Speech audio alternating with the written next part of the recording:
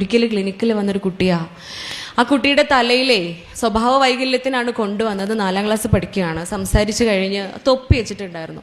അവൻ്റെ തൊപ്പി മാറ്റാൻ പറഞ്ഞു. തൊപ്പിയൊക്കെ ഒന്ന് മാറ്റി നോക്കിയപ്പോൾ അവൻ്റെ തലയിൽ അവിടെ ഇവിടെയൊക്കെ ആയിട്ട് മുടി പോയിട്ടുണ്ട്. ഒരുപാട് സ്ഥലങ്ങളിൽ മുടി പറഞ്ഞു പോന്നിട്ടുണ്ട്. അപ്പോൾ അത് മറക്കാൻ വേണ്ടിയിട്ടാണ് മൂപ്പര് തൊപ്പി വെച്ച് നടക്കുന്നത്.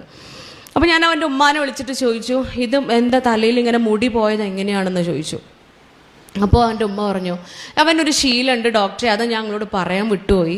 അവന് പഠിക്കാനിരിക്കുമ്പോഴൊക്കെ മുടി ഇങ്ങനെ പറിച്ച് വലിച്ചെടുക്കും എന്ന് പറഞ്ഞു.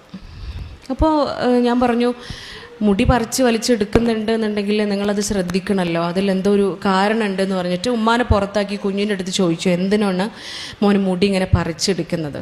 അപ്പോൾ ഈ കുട്ടി പറയാം, ചെറിയ കുട്ടിയായ സമയത്ത് അവൻ ഓർമ്മ വെച്ച അന്ന് മുതലേ വീട്ടിൽ ഉമ്മയും ഉപ്പയും ഭയങ്കര പ്രശ്നമാണ്, കലഹങ്ങളാണ്. ആ സമയത്തൊക്കെ കുട്ടിക്ക് സങ്കടം വരും, അവന് കരയുമായിരുന്നു.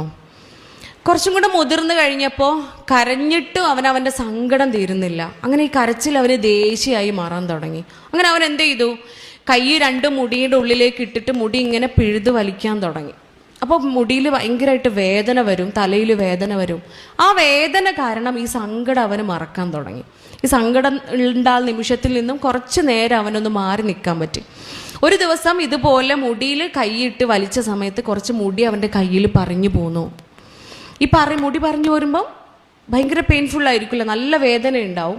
ഈ വേദനയുടെ ആഴത്തിൽ ഈ സങ്കടം അവൻ കുറച്ച് സമയം അങ്ങ് മറന്നുപോയി.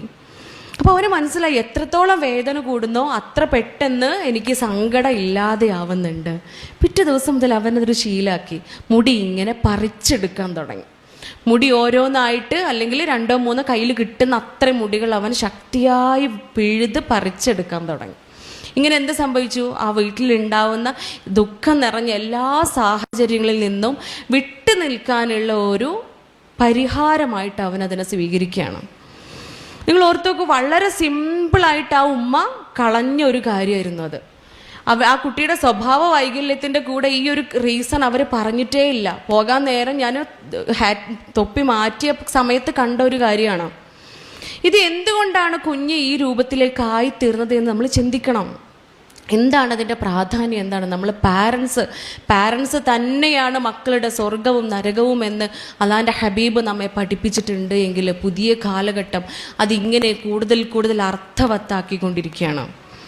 പുതിയ കാലഘട്ടത്തിൽ അത്തരം കാരണങ്ങൾ നമ്മുടെ മുന്നിൽ ഇങ്ങനെ അനുഭവമായി വന്നുകൊണ്ടിരിക്കുകയാണ്.